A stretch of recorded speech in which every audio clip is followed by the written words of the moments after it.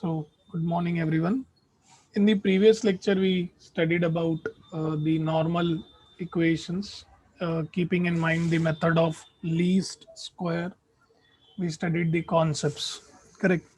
Now, since the data, what we will observe will be related with respect to time series. इसके पहले तक क्या हो रहा था कि मेरे पास x और y के वैल्यूज़ थे और उन x और y के वैल्यूज़ के बेसिस पर करेक्ट हम लोग इक्वेशंस जो है बना रहे थे.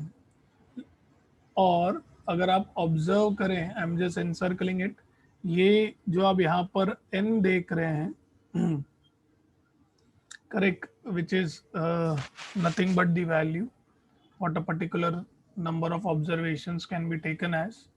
ये डिपेंड करता है कि n इवन है कि n ऑड है.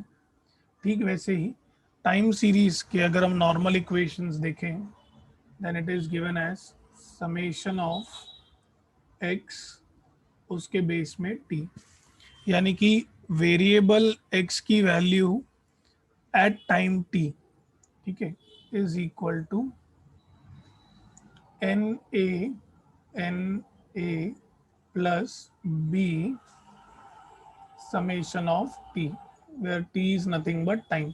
तो अगर आप देखेंगे तो आपका ये जो इक्वेशंस हैं, if you observe, you will find more or less similar. You will find more or less similar. The t attribute is turning into picture, reason being t is nothing but time, correct? At what time we are going to consider the value. So t, remember, it is nothing but time. और जब मैं आपसे n की बात करता हूँ तो n is nothing but the number of time periods. N is nothing but the number of time periods. N is the number of time periods. ठीक है. अभी सिमिलरली जो हमारा ये सेकेंड इक्वेशन है, आप देख सकते हैं इधर इससे भी सिमिलर हमें एक नॉर्मल इक्वेशन जो है वो मिलेगा, and that will be nothing but summation of, it is x y. तो basically it will be t x t is equal to a summation of y था, तो इधर हम लोग का वाई जो है वो बेसिकली टाइम होता है, तो a summation of t plus b summation of y square था, तो basically we consider y as time, so t square. So आप इसको याद कैसे रख सकते हैं कि जो हमारे नॉर्मल इक्वेशंस के हमने डेरिवेशंस किए थे, we are just replacing y by t. Can I say that, do you all agree with this? Basically हमने किया क्या है, we have just replaced y by t. वो भी इसीलिए क्योंकि यहाँ पर हमारा जो y होता था x ऑन y में, x ऑन y में हमारा y इंडिपेंडेंट वेरिएबल होता था. यहाँ पर t जो है time, that is going to be our independent variable. इसके बेसिस पर ही हम आगे बढ़ सकते हैं, right? So just try to remember this till this point. Any doubts to anyone? Now as our doubts are clear, ये जो n है यहाँ पर, करेक्ट, जो कि नंबर ऑफ टाइम पीरियड्स हैं, ये n can be either even, n can be either even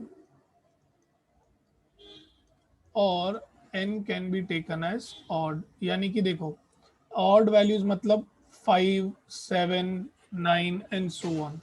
अभी एक चीज जो मैं ये कह सकता हूँ कि यार जब भी चीजें ऑड होती है ना, तो हमें मिडिल वैल्यू बहुत ही आसानी से मिल जाती है. Do you all agree with this? We can easily find the middle value. For example, अगर सोचो तीन वैल्यूज है 1, 2, 3, तो 2 इज द मिडिल वैल्यू. अगर मेरे पास है 1, 2, 3, 4, 5, तो मिडिल वैल्यू क्या होगी? 3 होगी. अगर मेरे पास 1, 2, 3, 4, 5, 6, 7 है, तो मिडिल वैल्यू क्या होगी? 4 होगी. करेक्ट. सो जब n की वैल्यू ऑड होती है ना, at that point of time to find middle value, it's not a big deal. Correct. It is going to be as good as we are finding. Correct. On a similar note, dear, on a similar note, यही अगर even values हैं तो आपको याद होगा कैसे find करते थे हम लोग. If the values are even, तो कैसे find करेंगे? It will be nothing but the arithmetic mean of two values. Yes or no? It will be what? arithmetic mean of two values. Let me give you an example for the same. See, if I have 1, 2, 3, 4, इसका मैं अभी अगर आपको बोलूं कि यार मुझे बताओ मिडिल वैल्यू क्या होगा, करेक्ट, तो since the number of observations are even, तो आप कैसे निकालेंगे मिडिल वैल्यू? 2 और 3 के बीच में it is going to be 2 + 3/2, यानी कि कितना हो जाएगा ये 2.5. Now if I give you the values as say 2, 4, 6, 8, 10, 12, again देखिए कितने वैल्यूज हैं, 6 वैल्यूज हैं.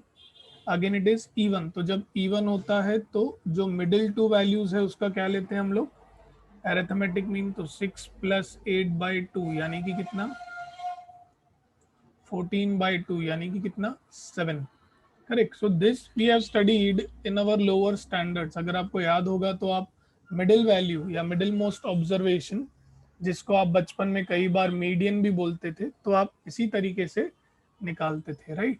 So if I am dealing with even values, so even values में अगर मुझे मिड वैल्यू चाहिए तो it is what?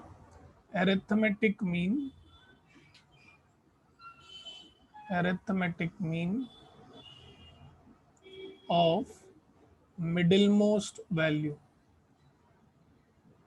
middlemost value. Correct. जो जो भी दो मिडिल मोस्ट वैल्यू रहेंगी उनका अरिथमेटिक मीन. अब आप बोलेंगे सर इसकी हमें क्या जरूरत है? बिल्कुल है. See, whenever I will go ahead for prediction, जब भी मुझे कोई चीज प्रेडिक्ट करनी होगी, तो अब तक क्या होता था रिग्रेशन एनालिसिस में कि हमें x अगर दिया गया है तो y प्रेडिक्ट करना पड़ता था, y अगर दिया गया है तो x प्रेडिक्ट करना पड़ता था. यहाँ पर क्या होगा? हमें टाइम दिया जाएगा, time will be given to us, t, that is time will be given to us, और हमें बोला जाएगा कि ये अगर टाइम है तो बताओ प्रोडक्शन कितना है, ये अगर टाइम है तो बताओ सेल्स कितना है, पिछले साल तक इतना प्रॉफिट हुआ था तो अगले साल तक क्या प्रॉफिट रहेगा. करेक्ट. सो फॉरकास्टिंग जब हम करेंगे अभी, keeping in mind the time series, correct, so time t will be given to us. अभी ये जो टी है ये मैटर करेगा कि नंबर ऑफ टाइम पीरियड्स कितने हैं. अगर नंबर ऑफ टाइम पीरियड्स आपके इवन है तो उसके हिसाब से हम आगे बढ़ेंगे. अगर नंबर ऑफ टाइम पीरियड्स जो हैं वो अगर आपके ऑड हैं तो उसके हिसाब से आगे बढ़ेंगे. तो आप बोलेंगे सर कैसे निकालेंगे? बताता हूँ. देखिए, अगर n मेरा ऑड है, then I will find a variable u, जो कि क्या रहेगा? हर टाइम पीरियड में से मिडिल वैल्यू, हर टाइम पीरियड में से जो मिडिल वैल्यू रहेगी, मिडिल टी वैल्यू जो भी रहेगी, I am going to subtract and I am going to divide it by h. h I think आप सभी को पता है, it is as good as the distance between two consecutive values. जैसे कि अगर 1961, 1962, 1963, 64 है तो इसका h का वैल्यू क्या होगा? 1. 1962, 1964, 66, 68, तो h का वैल्यू क्या होगा? 2. 1960, 1970, 1980, 1990, करेक्ट, तो इसमें h का वैल्यू क्या हो जाएगा? 10, right. So that is what, nothing but h. But if the values are even, अभी भी t में से ही माइनस होगा, लेकिन it will be what? The mean of, the mean of, यानी कि arithmetic mean of two middle values, two middle values, dividing it by h, dividing it by h, correct. So this is how you are going to find the u for which you need to predict. और correspondingly यही आपके जो standard equations हैं, ये जो आपके time series के standard normal equations हैं, ये कुछ ऐसे हो जाएंगे. बहुत ध्यान से. It is going to be summation of x t is equal to n a. कई बार लोग डिस्टिंग्विश करने के लिए ए डैश भी दे देते हैं, but I still prefer a, b dash. T की जगह पर क्या आ जाएगा? यू. अभी देखिए, टी की जगह पर क्या आ जाएगा? यू आ जाएगा. यू कैसे आएगा? जो मुझे डेटा दिया रहेगा. डेटा किस बेसिस पे मैं देखूंगा? एन के बेसिस पर देखूंगा. Correct. Things will be more clearer as soon as we will solve the sum. So I can still tell you the steps. Steps will be what? First, you see what are the number of time periods given to you. Correct, उसके basis पर फिर आप you निकालेंगे, उसके basis पर फिर आप values जो हैं वो आगे बढ़ाएंगे. करेक्ट. नाउ नेक्स्ट, सिमिलरली इधर क्या आ जाएगा, summation of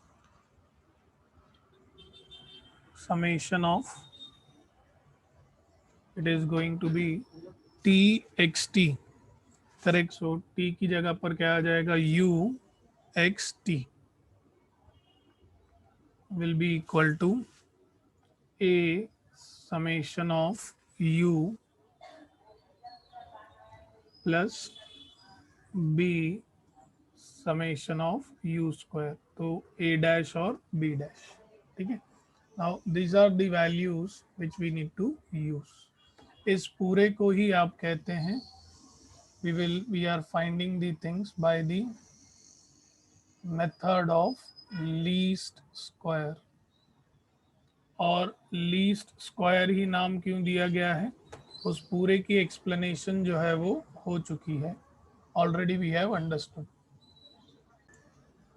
so we have completed the theory part. Now we are moving towards the very first method that is called as graphical method.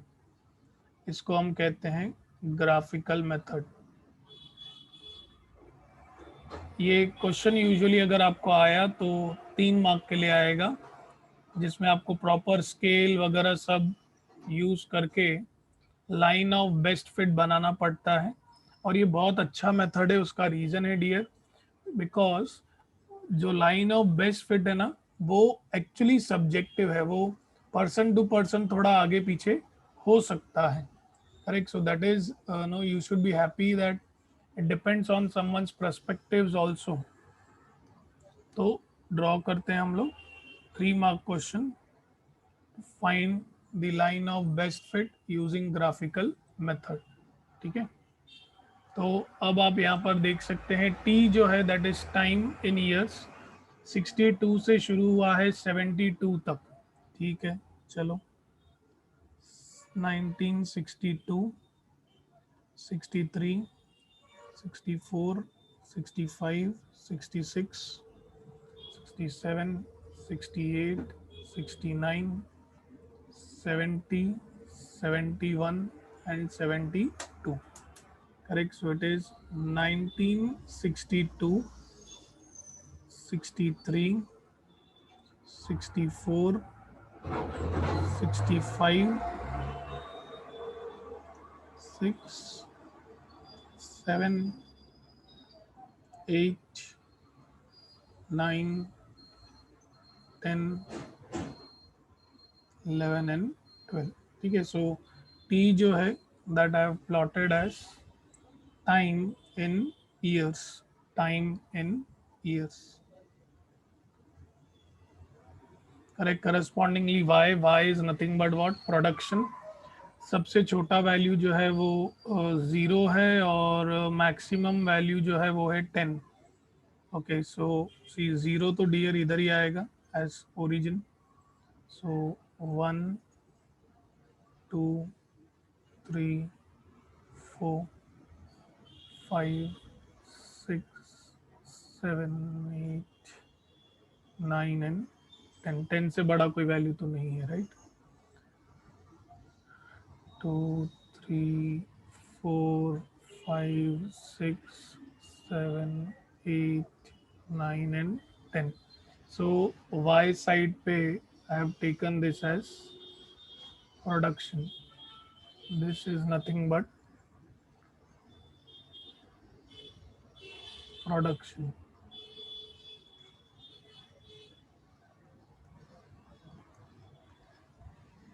This is nothing but y, which I am taking, and this I am taken it as x. Scale में बाद में लिखता हूँ. ठीक है.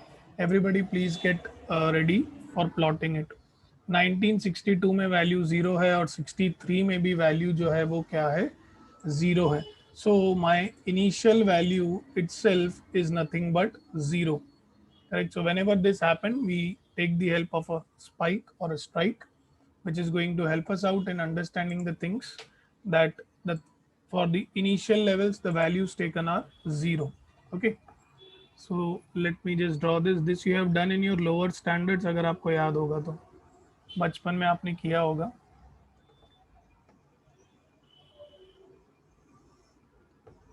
ठीक है.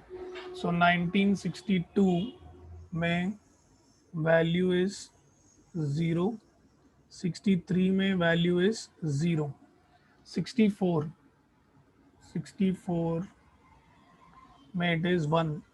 तो ये यहाँ से यहाँ पे correct. So this is going to be 1 hair.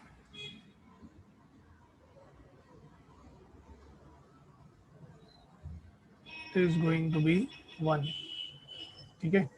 Then next 65 में it is 1 again. Okay. In 65 it is 1 again. तो यहीं पर आएगा 1, ऑलमोस्ट सेम जगह पर. ठीक है. नेक्स्ट 66 में इट इज़ 4. 66 ईयर में it is 4. somewhere it will lie here. Okay.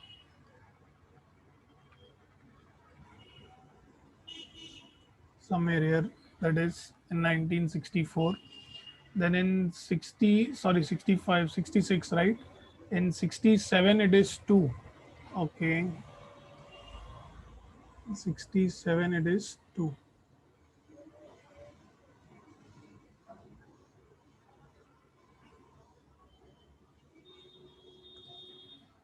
So it is going to lie here, that is 62. Correct. Then in 67 हो गया. 68 again it is 4. तो ये मैं थोड़ा आराम से बना सकता हूँ. 68 the values will be somewhere here. Okay. Then 69 the value is 9. 69 the value is 9. It's quite a steep sharp upward trend.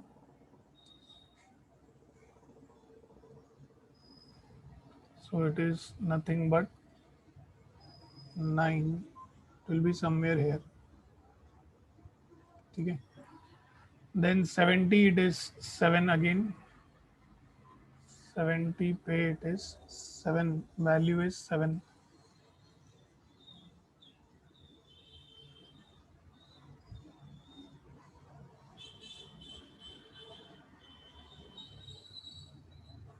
So it is somewhere over here.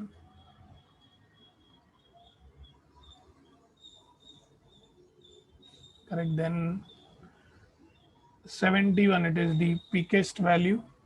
The peak it is 10. The highest value it is 10.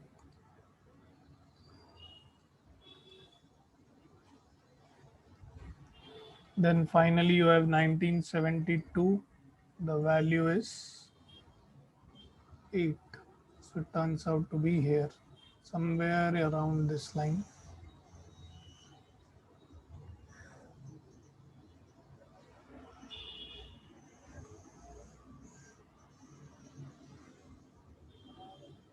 Correct. So these are the various points which we have plotted. तो आपको ये लगेगा sir it is similar to what we have done earlier. No, we need to plot this and then we need to decide whether it turns out to be equal, or are we able to find the line of best fit.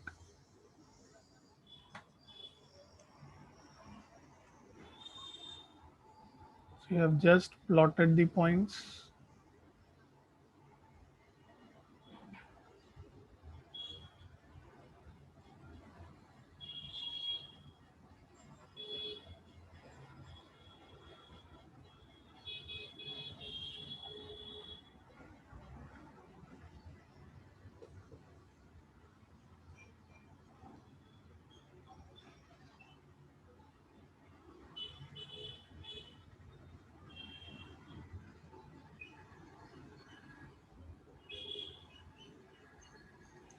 So I have all the points plotted now.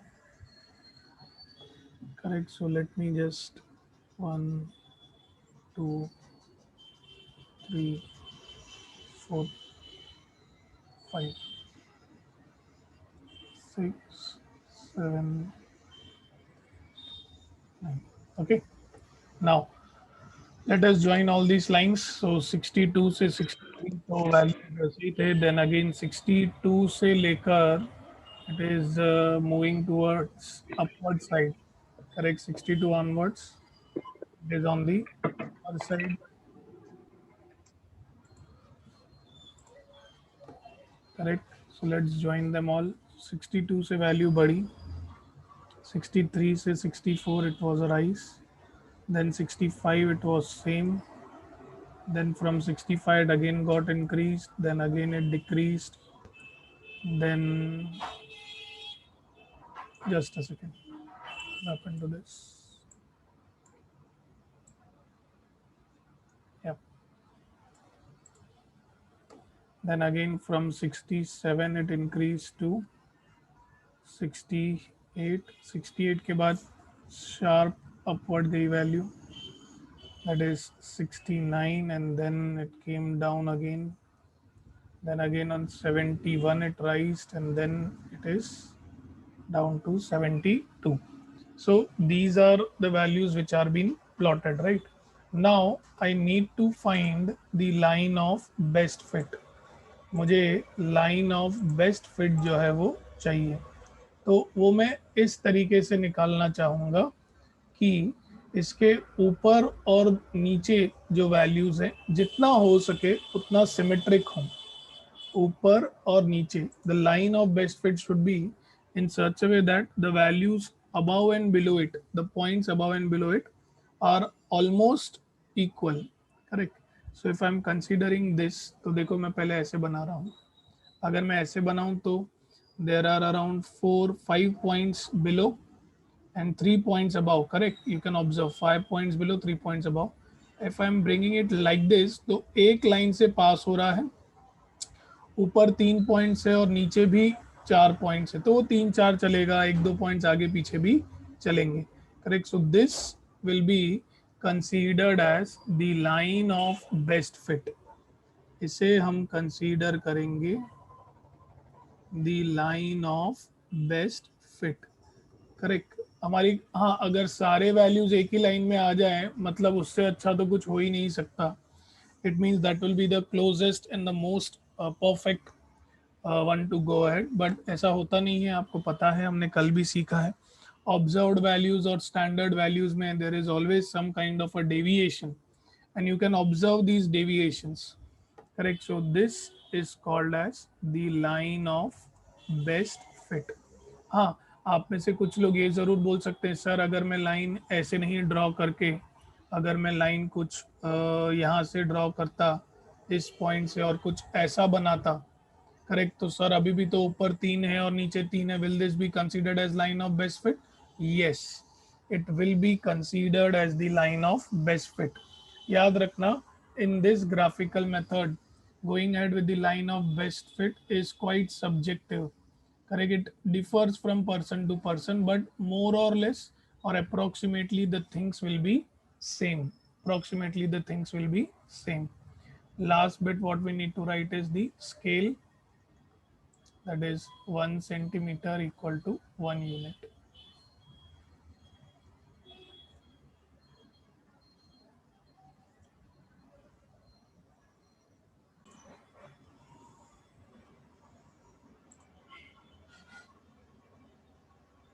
तो as graphical method is completed, method of least square हमने उसके ऊपर पढ़ा है. जिस again question एक ही है, इसी के ऊपर तीनों मेथड्स अप्लाई करने. ये ग्राफिकल मेथड हुआ. अब पहले हम सीख रहे हैं मेथड ऑफ मूविंग एवरेजेस, जिसमें आपको बोला है 5 ईयरली मूविंग एवरेजेस बताइए. So it is quite simple. देखिए, तो क्वेश्चन तो वही है, पहले आपको टोटल करना है. सभी लोगों को एवरेज का बेसिक मीनिंग मालूम है. It is sum of all the observations divided by the number of observations. ठीक है. तो अभी 5 का मिड वैल्यू क्या होगा? अगर नंबर जो है वो ऑड है if the number is odd, तो 5 का मिडिल वैल्यू क्या होता है?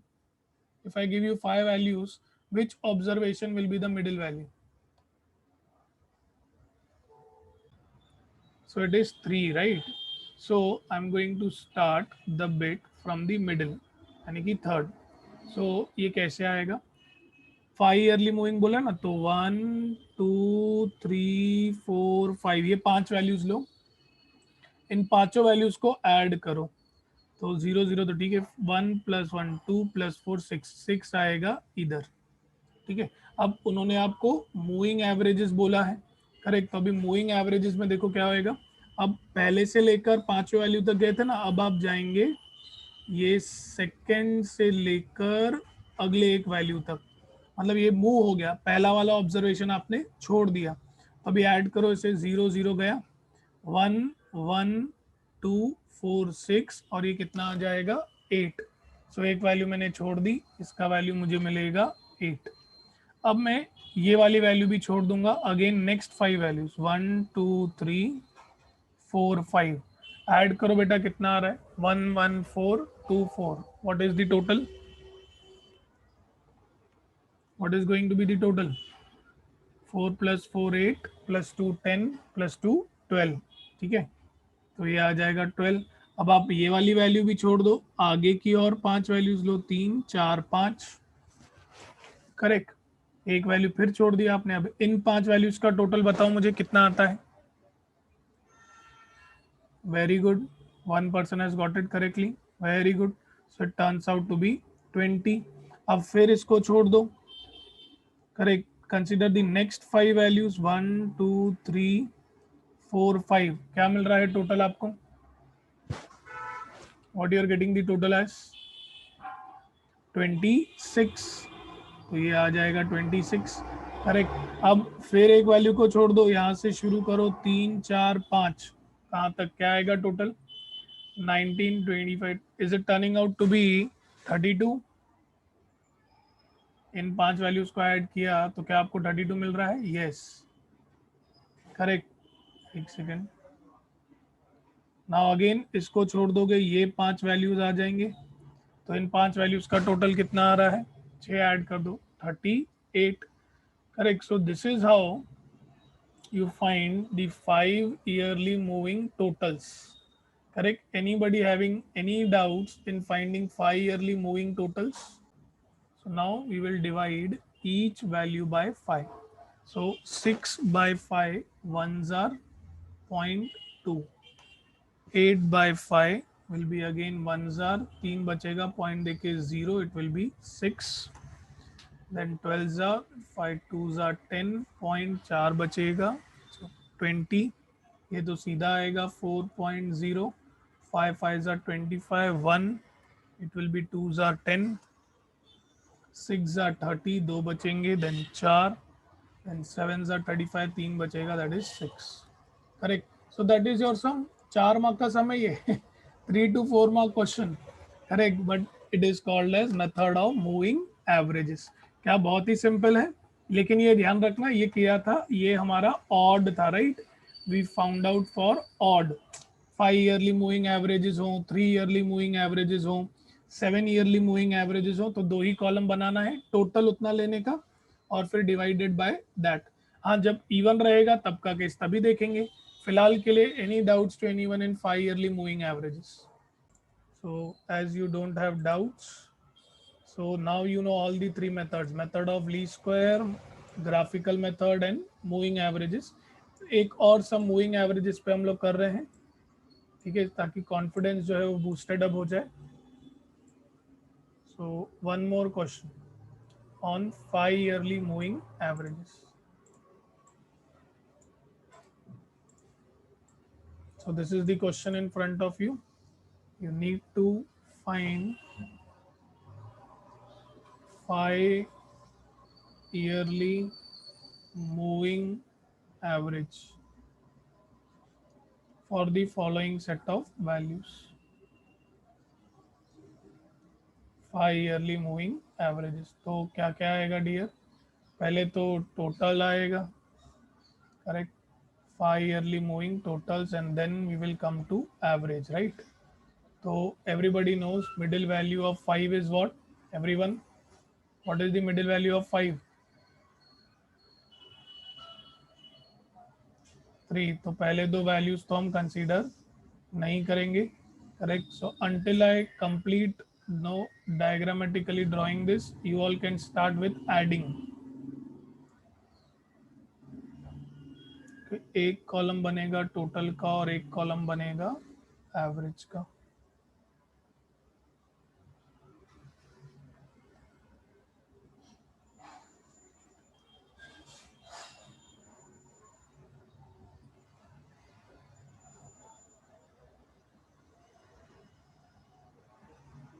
Correct. So it is going to be 5 yearly moving total, and it is going to be average. या आप पूरा लिख सकते हैं 5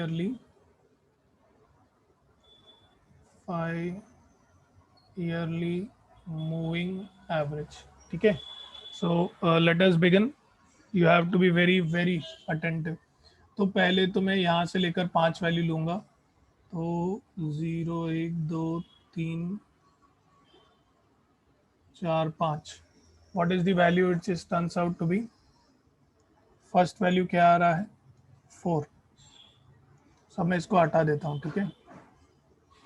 सो इधर आएगा 4.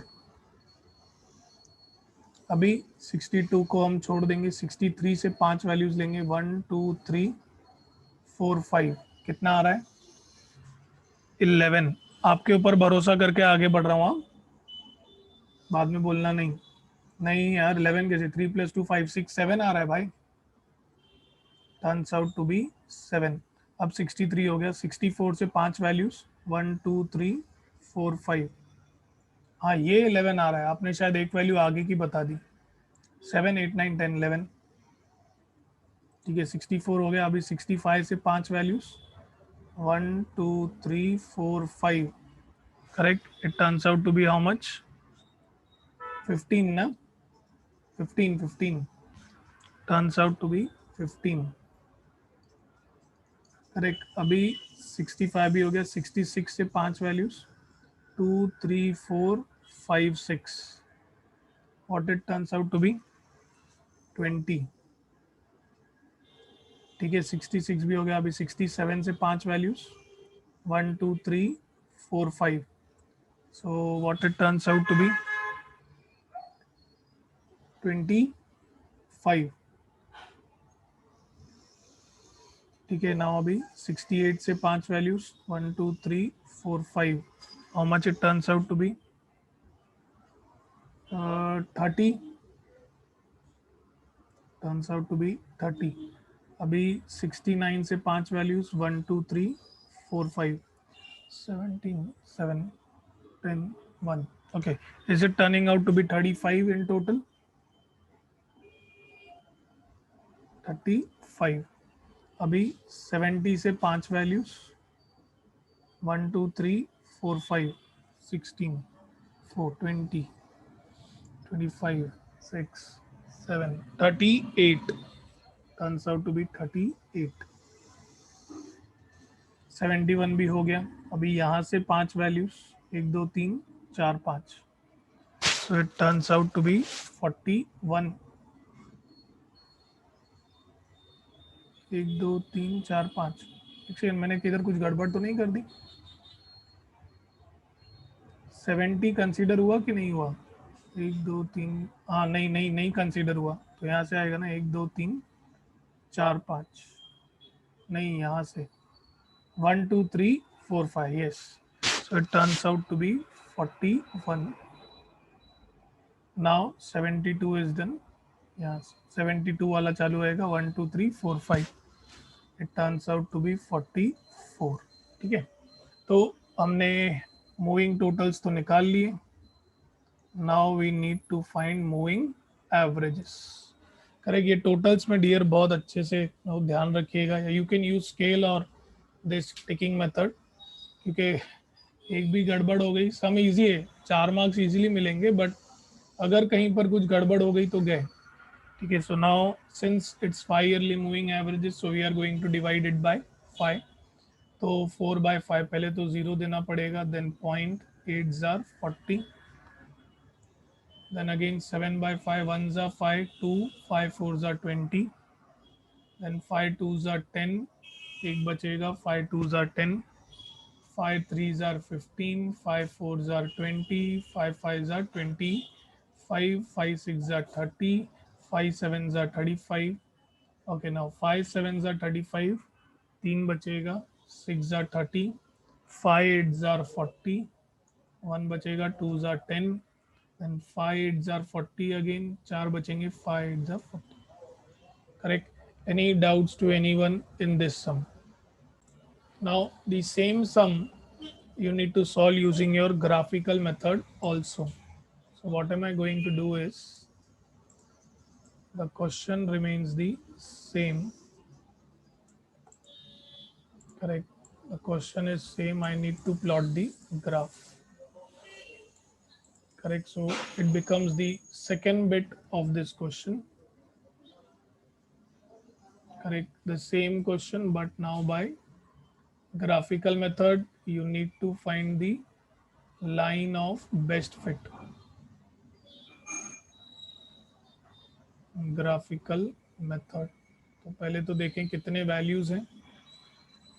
सो 62 से लेकर 76 तक. करेक्ट. और y में हमें कहाँ तक जाना है, मैक्सिमम 10 तक. Maximum is up till 10. चलो let us start for the graphical methods. So सभी को पता है t जो है टाइम, वो मैं x एक्सिस पर ले लूंगा.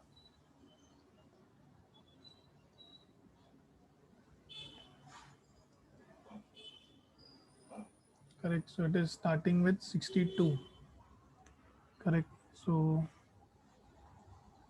62, 63, 64, 65, 6, 7, 8, 9, 10, 1, 2, 3, 4, 5 and 6.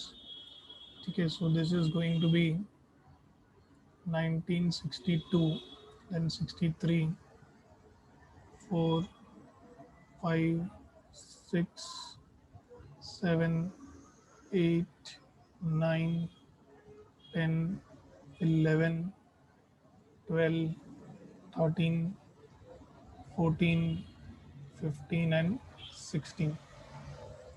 Correct. So this we have taken time. Correct. Over here. So this is t in years.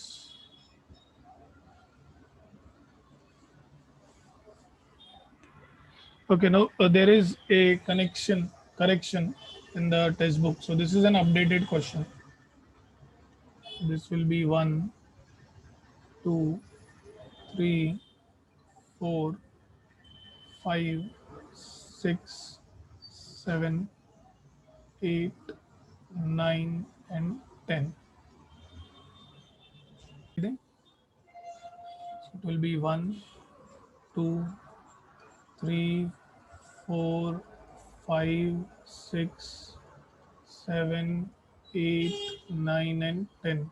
So इधर है आपका production.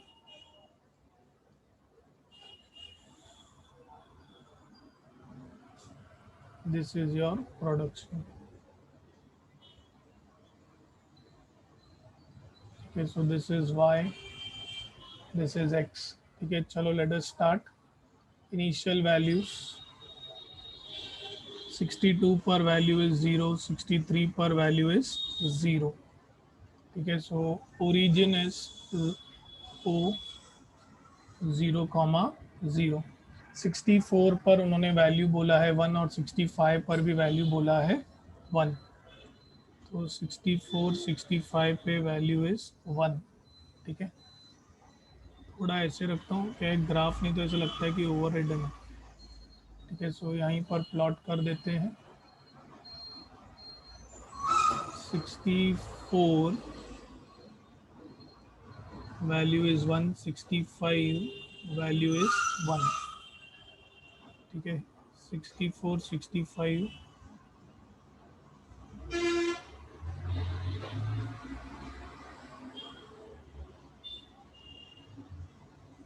value is 1.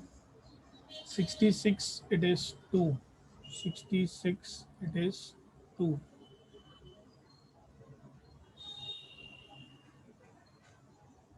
Okay, so 66 turns out to be 2. Okay, then 67 67 it turns out to be 3. 67 it turns out to be 3. Okay,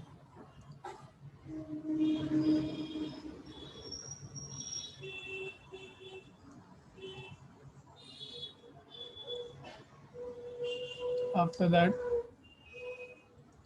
68 it turns out to be 4. 68 it turns out to be 4.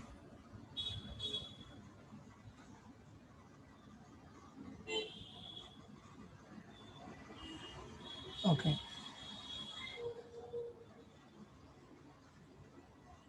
point is here. Okay, so 68 it turns out to be 4.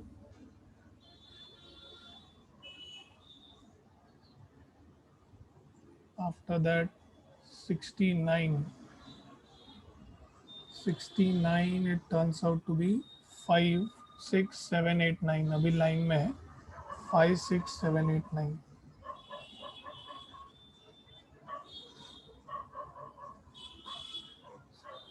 5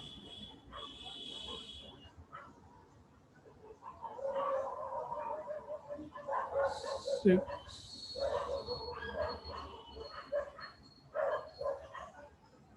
7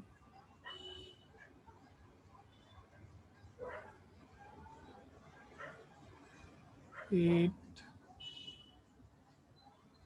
ठीक है, 72 पे 8 right, 73 पे it is 9,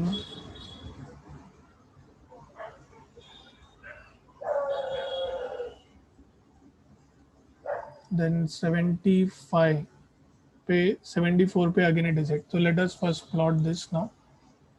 69 here,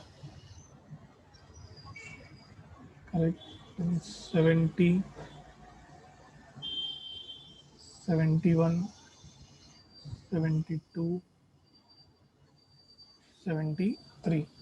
It's almost correct.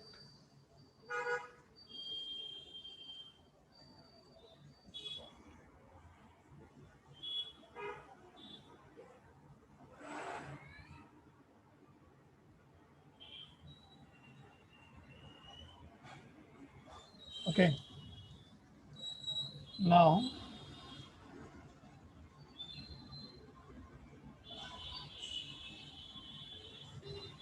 last few bits. 74, 75, 76, 8, 9, 10. So again it is 8, right? 74, again it is 8. Then 75 it is 9.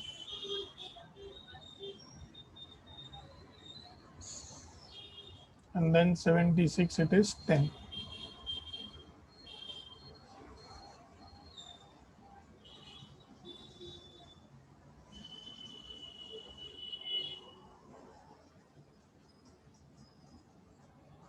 Correct. So this is what we have got the values. Now let's fix them. 64, 65, 6, 7, 8. देखो काफ़ी values जो हैं हम एक ही line में consider कर पाएंगे इसमें. करेक्ट, मतलब लाइन ऑफ बेस्ट फिट जो है वो हमारा बहुत अच्छा बनने वाला है. Correct, so since the initial few values are 0, So let's begin our journey. 63 से 64, then 65, 66, 67, 8, 9, 10, 11, 12, 13, 14, 15 and 16. So we have almost plotted the graph. Now we need to check for the line of best fit. ठीक है, line of best fit देखना है हमें. चलो, let us try to draw the line of best fit. Correct. So here it is. तो मैं तकरीबन अगर यहाँ से चालू करूँ तो ऐसे बना सकता हूँ. ऊपर देखो कितने पॉइंट्स हैं, 1 2 3 ज़्यादा है, तो इसको थोड़ा ऐसे बना देता हूँ. कुछ पॉइंट्स जो है वो कवर हो जाएंगे, या थोड़ा ऐसे. इसमें कुछ पॉइंट्स कवर हो रहे हैं, राइट. 3 से 4 पॉइंट्स लाइन पर आ रहे हैं और नीचे कुछ पॉइंट्स जो हैं थोड़े ज़्यादा हैं. ठीक है, तो थोड़ा इसको ऐसा कर दूं, तो इसको थोड़ा ऐसा कर दूं, थोड़ी ज़्यादा पॉइंट्स. हाँ, ऐसा कुछ will be better. We can draw this way also. We can also draw this way. देखो, इसमें थोड़ी ज़्यादा पॉइंट्स हैं और डेविएशन लगभग बराबर आ रहा है. ठीक है, so this again we can call as the line of best fit. अब जो लाइंस इसके पॉइंट्स इसके ऊपर ही आ रही हैं, दैट इज गुड. इनके बीच में डेविएशन जो है वो भी बहुत कम है.